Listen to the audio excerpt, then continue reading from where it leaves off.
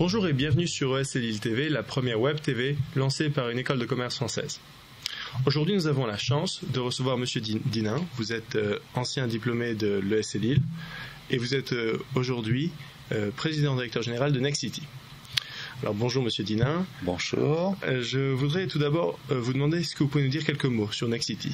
Nexity, c'est le premier opérateur immobilier français. C'est une entreprise qui fait 2,6 milliards de chiffre d'affaires, qui emploie 7000 personnes dans les métiers de la promotion, du logement, du bureau, de l'activité, mais aussi dans les métiers de l'administration de biens. Puis nous sommes propriétaires de deux belles marques en France qui sont Century 21 et Guy Hockey.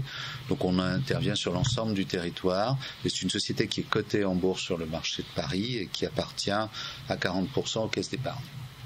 Très bien. Alors après ce petit intermède sur Nexity, j'aimerais qu'on revienne un peu sur votre passé. Vous êtes passé par l'ES Lille. Je suis passé par l'ES Lille. J'ai été diplômé en 1975, donc ça fait très très longtemps. C'est une école qui a beaucoup évolué. Je suis d'ailleurs aussi administrateur de l'ESC, et donc je m'intéresse à votre école et à mon école depuis tout ce temps-là. D'accord. Et est-ce que vous pouvez nous dire en quelques mots qu'est-ce que vous a apporté votre passage à l'ES Lille ? Alors plein de choses, curieusement des rencontres avec des professeurs qui m'ont ouvert sur d'autres capacités et sur d'autres mondes, et puis aussi des gens, des équipes. Ce que ça m'a apporté le plus, c'est la capacité de travailler en équipe, d'être synthétique et au fond de conduire des projets. Puis ça m'a permis de voir et d'appuyer un peu mes expériences personnelles sur une technicité supérieure en matière de finance, de marketing et de droit à l'époque. Très bien. Et j'ai entendu dire que Nexity est très impliqué sur le développement durable. Est-ce que vous pouvez me dire quelques mots là-dessus ? Comme je l'avais évoqué au début, Nexity, c'est un acteur de l'immobilier. L'immobilier, c'est les gens, ils habitent. Alors c'est de l'immobilier entreprise, de l'immobilier pour les collectivités locales et pour les particuliers, donc nos 3 clients.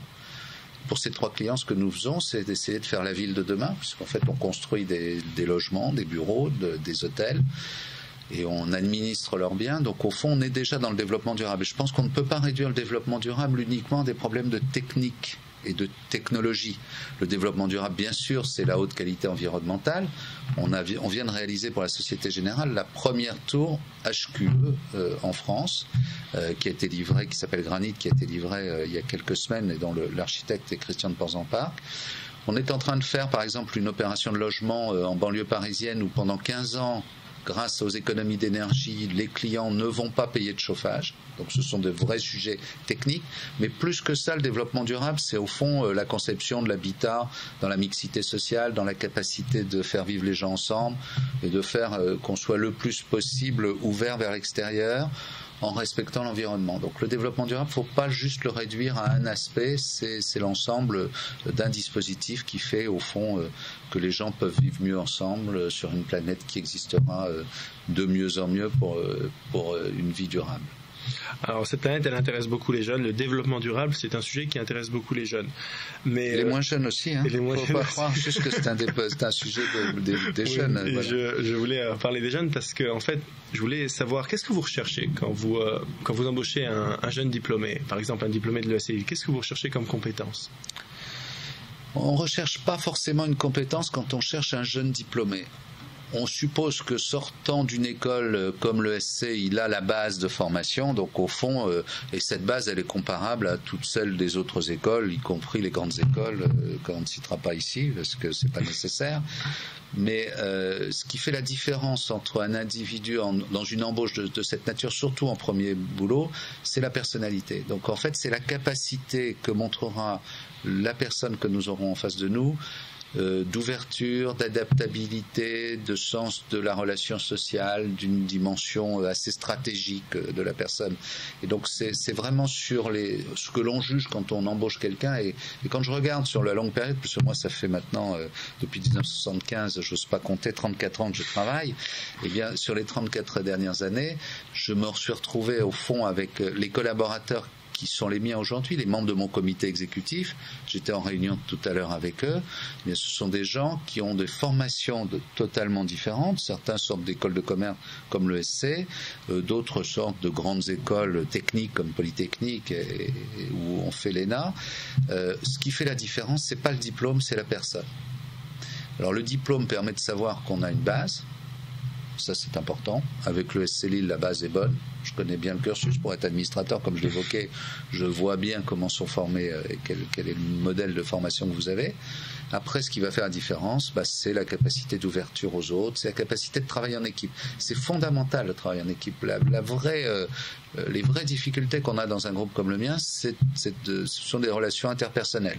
Comment je travaille en équipe, comment je m'oublie pour le service de la collectivité, comment je ne pense pas qu'à moi en termes de pouvoir, mais que je réfléchis global avant de penser local.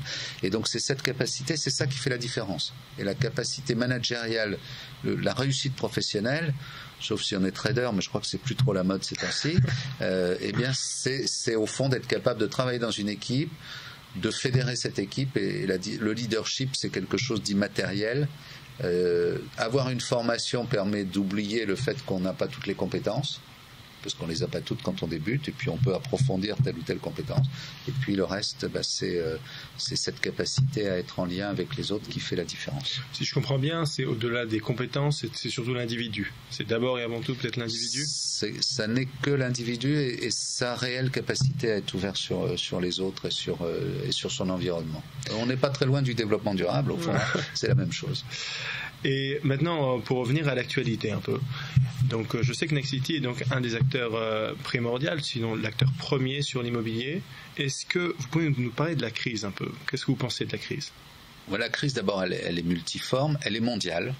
Donc il faut la regarder de cet aspect-là. On ne peut pas juste la regarder dans un secteur d'activité plutôt que dans un autre. Il faut la regarder dans sa complexité. Et donc je ne suis pas, moi, un macroéconomiste et je n'ai pas une grande capacité à évaluer les sujets. Ce que je peux dire aujourd'hui, c'est que dans le logement, dans l'immobilier, la crise a l'air d'être un peu passée. Donc notre activité va plutôt bien. Ceci étant, la crise, certains économistes qui n'avaient pas prévu la crise prévoient qu'elle se termine. Là, on verra. J'ai plutôt tendance à penser que cette crise est durable. Elle est longue, elle n'est pas seulement financière, elle va changer les modèles de croissance, elle va changer les sujets. Et donc, au fond, ceux qui s'en sortiront sont ceux qui n'auront pas d'avis préconçu, qui ne seront pas focalisés sur le passé en disant on faisait comme ça avant, maintenant c'est comme ça qu'on continue de faire, qui seront ouverts vers l'avenir, vers de nouveaux marchés, des nouvelles façons de travailler. Et là aussi, si je peux me permettre, on est dans le développement durable. Oui, donc si j'ai bien compris, vous êtes quand même assez optimiste sur la situation? Je suis optimiste pour mon entreprise, je suis plus qu'optimiste, je préférerais serein, déterminé et serein, c'est-à-dire déterminé, c'est qu'il faut continuer d'aller de l'avant. Le principal défaut dans la crise et dans tous les sujets de crise, mais c'est aussi dans le comportement, c'est d'être en défense. Il faut toujours être en attaque, donc dans les périodes de crise, il faut être en attaque encore plus qu'avant. Alors, quand on a les moyens financiers de Nexity, c'est possible, donc ça me rend assez optimiste. C'est pas le cas de toutes les entreprises, mais voilà, c'est une question d'état d'esprit et c'est cet état d'esprit qui au fond fait la différence. Très bien. Eh bien, Monsieur Dinin, merci beaucoup. Je vous remercie de votre attention.